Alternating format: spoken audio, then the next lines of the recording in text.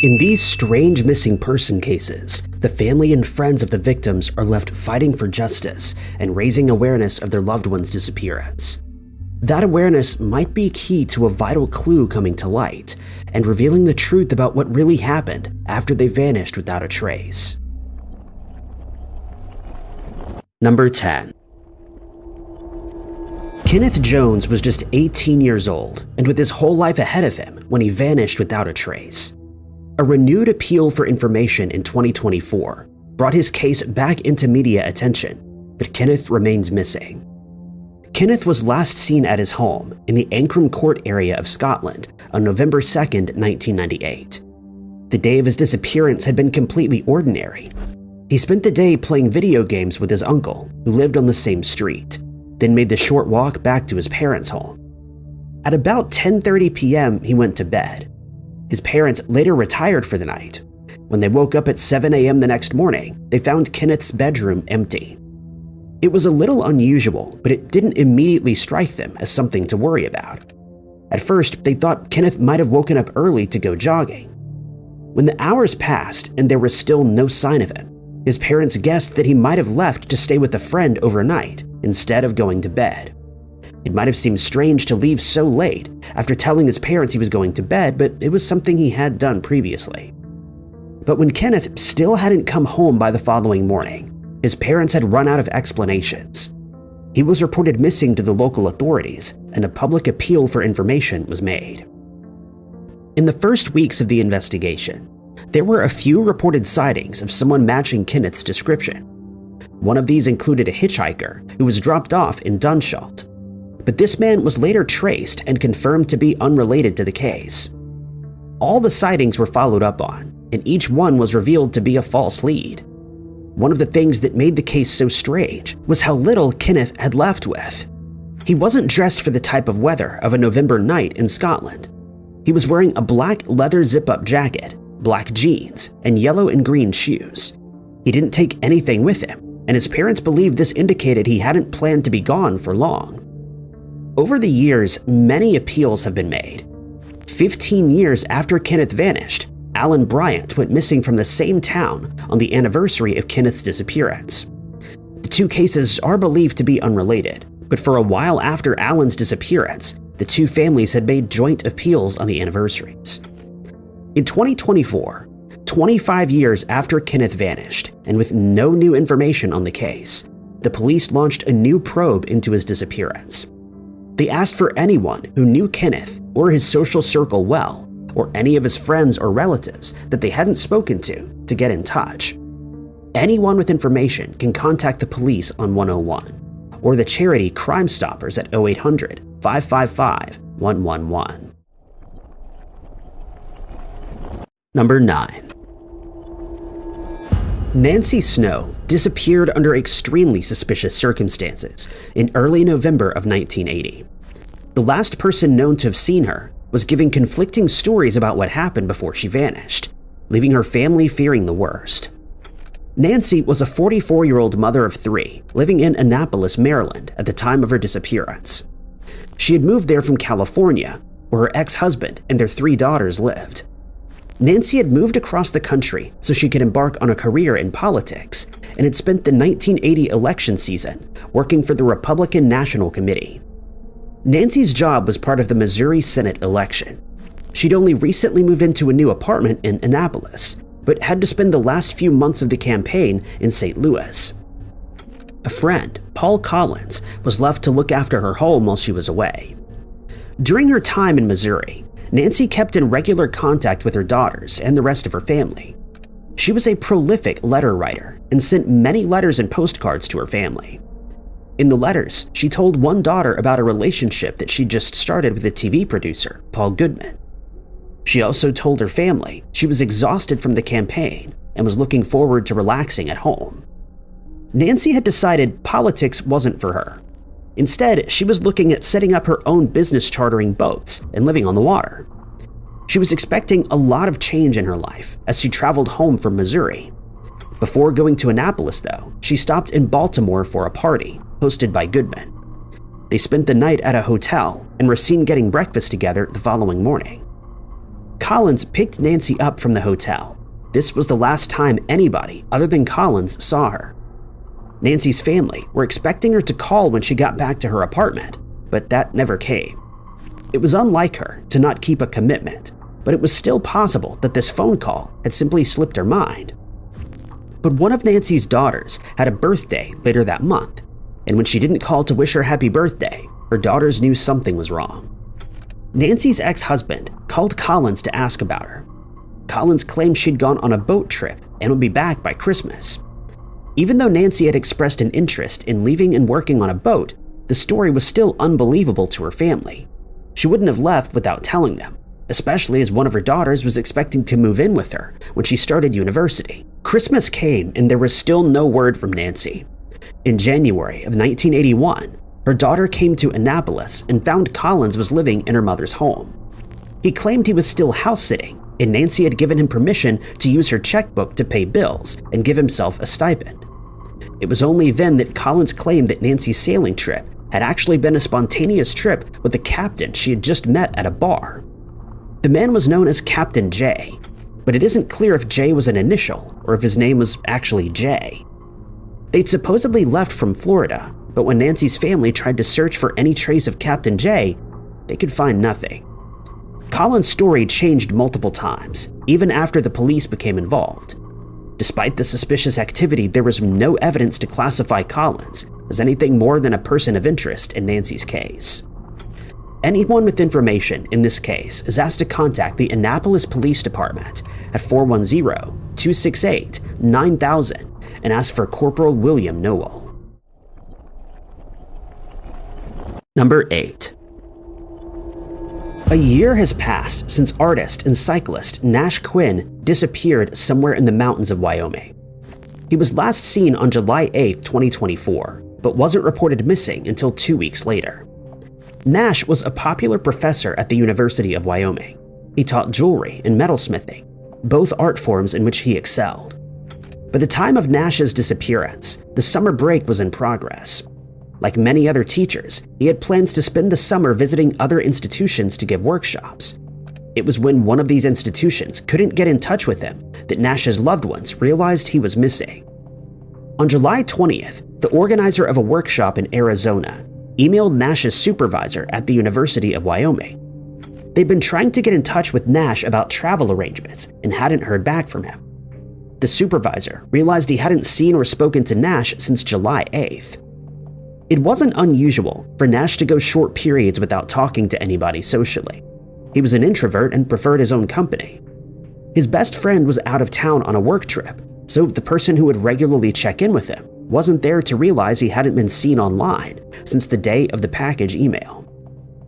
Nash's supervisor got in touch with his family to see if anybody had seen or heard from him. A wellness check was requested, but when the police visited his apartment, they found it empty. Nash's phone and wallet were still at the apartment. The only things that were missing were his white single-speed bike, his helmet, and bike shoes. Other than art, cycling was Nash's biggest passion. He'd often go up into the mountains near Laramie on what he called survival rides. Search and rescue teams focused on the areas where Nash was known to ride, in particular Pole Mountain, Happy Jack Recreational Area, and Rogers Canyon. Search efforts on foot, horseback, and ATV turned up no clues. Eventually, Nash's friend gained access to his Google Cloud data. He discovered that shortly before Nash went missing, he'd been searching for information on Sheep Mountain. Shortly before Nash disappeared, they talked about going up into the mountain on their bikes, but his friend later learned that it was much more dangerous than it looked. The trails there were better suited for hikers, and those who had taken their bikes up there had run into trouble. Searchers feared that Nash might have taken a solo trip onto Sheep Mountain and had issues. He was known to go out with minimal equipment, including without water, making it even more dangerous. Search teams scoured the mountain for any clues, but the difficult terrain, large search area, and many crevices made it easy for something to have been missed. Multiple searches have turned up nothing, but the police have advised those thinking of spending their summer on the trails to keep a lookout for anything that looks out of place. If anyone does see anything, they're advised not to move it, but to take a photo and make note of the GPS coordinates.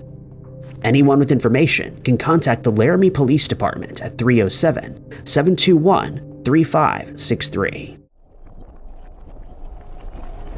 Number 7. Sun Peaks in British Columbia is a small ski resort town around 56.6 kilometers northeast of Kamloops. It was here where 20-year-old Ryan Stuka wanted to spend the winter of 2017 and 18. But in the early hours of the morning on February 17, 2018, Ryan vanished without a trace. His case remains a mystery. Ryan was an avid snowboarder who'd come to Sun Peaks for seasonal work.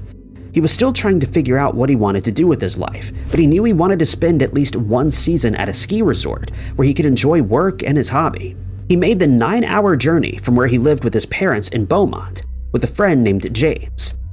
They would both stay in one of the many houses used by the seasonal workers at the ski resort. The first months of Ryan's time at Sun Peaks went exactly as he had hoped. Nobody knew of any problems between him and anybody else in the town, or any other challenges Ryan was facing. On February 16th, Ryan and a group of friends, including James, went out to a bar in the resort. The group moved on to the second bar, where a silent disco was taking place. Photos taken at the disco showed Ryan looking happy and enjoying himself. When this bar closed, the group moved on to a house party just outside the resort. It was located at a house on Burfield Drive, just a short walk from where Ryan and James were staying. The group arrived at the house at about 1 a.m., but it wasn't long before Ryan was ready to go home. At about 2 a.m., the group Ryan was with left the party. According to his friends, they'd seen Ryan getting ready to leave and assumed he was going with them when they left, but as they walked, they realized he wasn't with them. The temperature was well below freezing and snow lined the streets, so the group decided it was best to go home. They expected to see Ryan at work the following day, or at least for him to be back at home when their shifts ended. But Ryan never showed up for his job at the resort, and he didn't come home. It was only then that his friends contacted the police and Ryan's family. A search of the local area started immediately. It was only a 5 to 15-minute walk between the party and Ryan's home, and this is where the search initially focused. It had snowed a few inches between when Ryan went missing and when the search began, but search teams still expected to find indentations of footprints in the snow, but they found nothing, and canine units also found no scent to follow.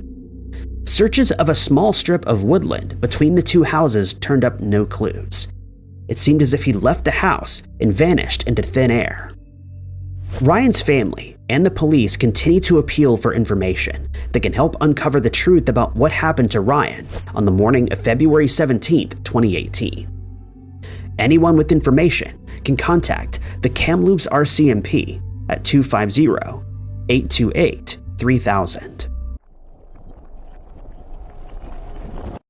Number 6. According to friends and family, Ian Goldie was in a good place in January of 2023. He was in the process of turning his life around, and many good things he had to look forward to. So his sudden disappearance at the end of the month was especially unusual. More than 2 years on, his case remains unexplained. Ian had recently moved into a new apartment in Iron Mountain, Michigan, after spending 20 years in nearby Escanaba. It was here where most of his family lived, although his closest relatives, his son, daughter, and parents, lived in Garden Peninsula. Ian seemed happy with the move and was turning his life around. He'd struggled with a few issues in the past, but according to his family, he was on an upward swing. He especially wanted to improve for his children. His son was about to graduate high school and was looking to study to become a teacher himself, while his young daughter was in preschool. At the time of his disappearance, Ian was in the process of traveling to Garden Peninsula to spend time with his family.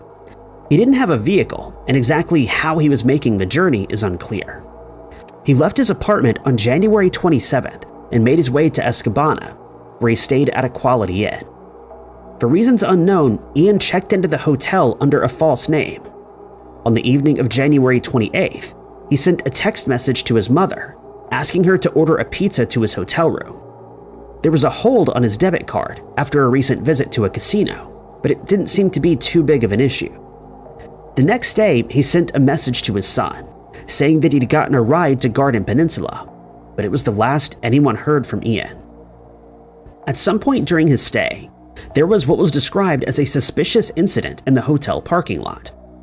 Early news reports also mention a concerning incident at the Anytime Fitness in Iron Mountain 2 weeks before Ian's disappearance.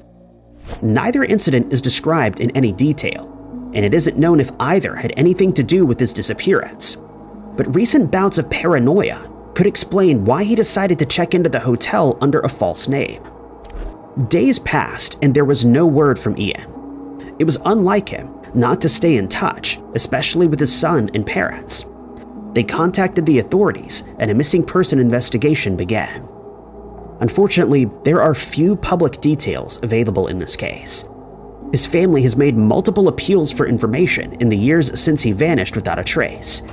According to the police, on the first anniversary of his disappearance, they were still receiving tips on around a weekly basis, but it's unknown if any of these led to leads that advanced the case. Anyone with information in this case can contact the Delta County Sheriff tip line at 906-217-0029 or Escabana Public Safety at 906-786-5911. Number 5. Almost 25 years have passed since Pierce Kremen vanished without a trace. When his family began to investigate his disappearance, the case only became even more mysterious. They're still searching for answers as to what happened on the night of October 30th, 2000. Pierce lived in Cork, Ireland, with his older brother Cormac at the time of his disappearance. He was 28 years old and worked as a tennis coach at local schools.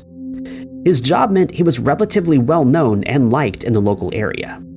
On the day of his disappearance, Pierce had lunch with his sister and mother. He was the youngest of a large family and was very close to them. They made plans to celebrate his sister's birthday a few days later, and Pierce seemed to be in good spirits. That evening, he went to the Viaduct Bar on Bandon Road for a few drinks with his friend and tennis partner. Neither Pierce's friend nor anybody else at the bar noticed anything out of the ordinary. Nobody expected this would be the last time they would see him. He left at about 8:30 p.m., telling his friend he was going home. But when Cormac woke up the following morning, his brother was nowhere to be seen. Pierce's car was also missing. His absence was immediately strange. Even if he had decided to stay out that night, it was out of character for him to do so without telling anybody. His family were unable to get a hold of him and decided to report him missing the same day. On November 9th, just a week after he disappeared, a family friend spotted Pierce at a local gas station filling up his car. The friend didn't realize it at the time that Pierce was considered missing and didn't see anything strange about the scene. It was only later that he realized he may have had a vital clue that could help the investigation. The fact that Pierce had apparently been in the local area for over a week without being noticed was strange enough. But the family would make another unusual discovery in February of 2001. Pierce's brother and a friend were walking along the cliffs near Roberts Cove, about a 40-minute drive from the bar where Pierce had vanished. They discovered a car license plate and quickly recognized it as belonging to Pierce. They noticed glass from a broken taillight on the cliff face and realized that a car had gone over. Navy divers were brought in to investigate the scene, and soon Pierce's car was recovered from the ocean. But Pierce wasn't in it. According to family, the police were confident that nobody had been in the car when it went over the cliff's edge. The keys were not in the ignition, and there was no sign of Pierce or anyone else in the vehicle. That only left the family with more questions than answers. The only other potential clue uncovered in this case was an unconfirmed sighting from Christmas Eve of 2000, 2 months after Pierce vanished. A man matching his description tried to get a room at a B&B on Matt Curtin Street, only a short distance from where Pierce was last seen. There were no available rooms, and the man left without providing any details. It's never been confirmed whether this was actually Pierce. Anyone with information should contact the Anglesey Street Garda Station at 021-452-2000. Number 4. June 12, 2021 should have been one of the happiest days in the lives of the Baker family as they celebrated a wedding. but one person who was supposed to be in attendance was missing. Daniel O'Neill Baker, the bride's father, had disappeared 2 days earlier. He hasn't been seen or heard from since. Dan's problems began a few days before he was last seen, on June 8th. He'd been riding his motorcycle along Highway 200 trying to get to Helena, Montana for his daughter's wedding. On the journey, the motorcycle started to malfunction and he was left stranded. Dan walked the bike along the side of the highway for a while before a passing motorist offered him a lift. Dan was dropped off in Potomac, where his bike, helmet, and keys were later found. The bike had some minor damage. The next day, Dan called his girlfriend Amy from a borrowed phone. He realized he'd left his own phone in the stranger's vehicle the day before. He assured Amy that he was okay and he'd gotten another lift. He was on his way to Povereo Center in Missoula, a half-hour drive away. Povereo Center is a non-profit organization that aims to offer food, shelter, and help those in need. It's a positive goal, but some from the area have found that the center can also attract a rough crowd. Dan was next in touch with Amy on June 10th, calling again from a borrowed phone. He was still in Missoula, and the couple were trying to make travel arrangements to get Dan to Helena. At some point in the call, Dan realized he didn't have his wallet with him. Amy could hear him asking someone in the background if they'd seen his wallet. Then the call disconnected. This was the last time anyone had seen or heard from Dan. Amy traveled to Missoula to see if she could find her boyfriend, but there was no sign of him. When Dan missed his daughter's wedding 2 days later, the family knew something was wrong. He was very family-oriented, and there was no way he would miss such an event. On June 14th, Dan was reported as a missing person. Dan's wallet had actually already been found at this point. The day after the last call to Amy, grounds workers at the University of Montana spotted the wallet in some bushes. There was no driver's license, but they did find an insurance card with Dan's work information. They called his boss to let him know that they'd found the wallet. The university is located only a short distance away from the center where Dan was last seen.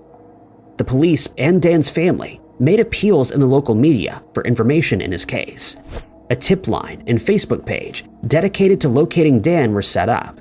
Unfortunately, there have been few updates in the case. Dan is still listed as a missing person on the National Missing and Unidentified Persons system. He was 44 years old at the time of his disappearance. Anyone with information in this case can contact the Missoula Police Department at 406-552-6300. Number 3. The morning of September 4th, 2003, started like any other for the Shuttleworth family. Lisa Shuttleworth spoke to her daughter on the phone and drove her young son to school. But that afternoon, she failed to pick him up from the bus stop. It was the first sign that something was seriously wrong. Lisa wouldn't be heard from or seen again. Lisa lived in Aiken, South Carolina, with her 2 children, Christina and Ryan. On the day of her disappearance, Lisa's daughter had been staying overnight with her grandparents, which wasn't unusual for the teenager. That morning, they spoke on the phone, with Christina asking if it was okay to get a ride back from school with a friend. Lisa said it was, but wanted her to call as soon as she made it to the friend's house, so they could go shopping for school supplies. She'd woken up a little late, so she chose to drive her young son to school rather than having the bus pick him up. Lisa then stopped at a gas station and was caught on CCTV reading the newspaper in the stationary car. This wasn't unusual for her, and nothing about the footage seemed odd. Lisa made it back home and talked to a family friend on the phone. She told him she was expecting someone, but didn't reveal any details about who that might have been. According to her family, it wasn't unusual for Lisa to make excuses to put this friend off from visiting, and they think it's possible that the expected visitor may have been made up. The last time anybody spoke to Lisa was at about 10 a.m. 4 hours later, Ryan was expected to be picked up at the bus stop after school. There was no sign of Lisa. He walked back to the house but found the door locked. There were 2 cars parked outside. One was the vehicle Lisa had been using that day, borrowed from the family friend. The other was her own car, which wasn't working. Ryan went to a neighbor's house to wait with a friend for his mother to show up. At the same time, Christina was trying to get in touch with her mother. She tried calling and messaging her mother's pager but got no response. The family friend eventually stopped by the house to speak to Lisa. He thought she was ignoring her calls and wanted to come pick up a speaker Lisa had borrowed. He found Ryan waiting outside and realized that Lisa was actually missing. Lisa's parents were informed. They had a key to the house and arrived to see if they could find any clues about what had happened. Nothing seemed out of place inside. It looked as if someone had stepped out only a few moments ago. There was a pot of tea on the stove with a napkin on the handle. Lisa's rings were on the windowsill, as if she'd taken them off to do the dishes. Her makeup bag was still in the house, and the only thing that seemed to be missing was Lisa's pocketbook and pager. Lisa's parents tried to report her missing on the same day of her disappearance, but they were told they had to wait 24 hours before they could make a report. The following day, Lisa was still nowhere to be seen. The missing person report was filed. It wouldn't be until a week later that the police started an official search at the house. Sniffer dogs couldn't find any scent, and there was no sign of foul play at the house. Lisa's family have been critical of the police response and believe valuable clues may have been missed early in the investigation. They don't believe Lisa would have willingly disappeared and suspect someone knows what happened to her. Anyone with information can contact the Aiken County Sheriff's Office at 800-922-9709. Number 2. John Spira disappeared under suspicious circumstances in February of 2007. His family's search for answers in the case only made them more suspicious of some of those closest to their missing loved one. John was last seen on February 23, 2007. It was supposed to be a happy day for him. The 45-year-old had spent the last 2 years going through a difficult divorce, and his estranged wife had finally agreed to terms. He was looking forward to the future. John had a girlfriend and was recruiting investors for startup business opportunities. He was already running a cable company with his longtime business partner from their office in unincorporated West Chicago. There didn't appear to be any issues with the business, and nothing to suggest there were any problems between the two partners. Exactly who the last person to see John was remains unclear. John's business partner claimed there were other vendors on site when he left on the evening of the disappearance. The vendor claims his business partner was the last person to see him. Whichever is true, it's believed to be around 7 p.m. when he was last seen. John had arrangements to meet a friend for dinner at 8:30, but he never arrived. The following day, John's band was scheduled to perform in Montgomery. Music was one of John's biggest passions, and he was well known in the local blues clubs for his guitar performances. He took on the stage name Chicago Johnny and was always the first person to arrive for gigs, but on that day, he was nowhere to be found. It was at this point where most of John's friends became concerned. His girlfriend had already tried to report him missing to the police. On the evening of his disappearance, she tried to call him several times but got no response. It was alarming enough that she tried to file a missing person report the same day, but was unable to. John's ex-wife, Suzanne, filed the report 2 days after he was last seen. Dogs were brought into John's place of business to try to find any trace of him. His vehicles were all accounted for, and no signs of foul play were found. A large roll of plastic wrap was found missing from the property, but the police couldn't confirm this was related to the disappearance. In September, John's family put up a large missing person billboard opposite the office, appealing for information. According to the family, the next day it had been removed by an unknown person. 2 days after the billboard went up, the office building was up in flames. Investigators could never confirm if the fire was the result of foul play, but it may have destroyed valuable clues that weren't uncovered early in the missing person investigation. To John's family, Suzanne was a person of interest. His family had already worried about her before the disappearance, and she was allegedly uncooperative as they tried to locate her former husband. But she was never labeled as an official suspect in the case, and in 2010 she passed away from natural causes. If she did have any information, she took this information to her grave. Anyone with any information should contact DuPage County investigators at 630-407-2323. Number 1. Paige Coffey vanished without a trace from a suburb of Cleveland, Ohio in 2019. Since she was last seen, there have been few updates in her case, but her family continues to search for answers. Paige was 27 years old at the time of her disappearance and lived with her grandparents. She was very close to her entire family, but especially her mother, Trinity. Trinity described Paige as her best friend. Paige was very interested in fashion. She'd gone to university to study fashion merchandising and shared her love of it with her family by designing and making clothes for them.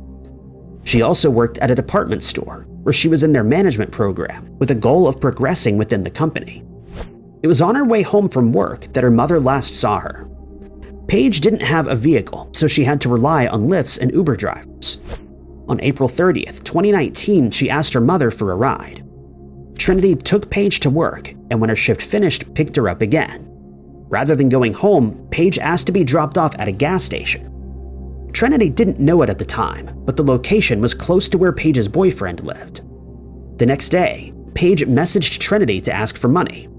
They had a brief conversation and Paige said she was okay. Her mother sent $30, and it was the last time she would hear from her daughter. It was unusual for Trinity to go days without hearing from Paige. They'd normally keep in regular contact, and Trinity quickly began to worry. She tried calling her daughter but got no response. Nobody else had seen or heard from Paige for days. When Mother's Day came and there was still no sign of Paige, her family knew something was wrong. Paige was reported as a missing person to the authorities. Early in the investigation, CCTV footage was uncovered placing Paige's last known sighting on May 7th, around a week after she had last spoken to her mother. Paige was last seen at a Home Depot in the Steelyard Commons shopping plaza. She was with a man named Patrick Samar Mason Jr., a boyfriend whom she'd recently begun dating again. Before her family reported her missing, Trinity had called Mason to ask if he knew where she was.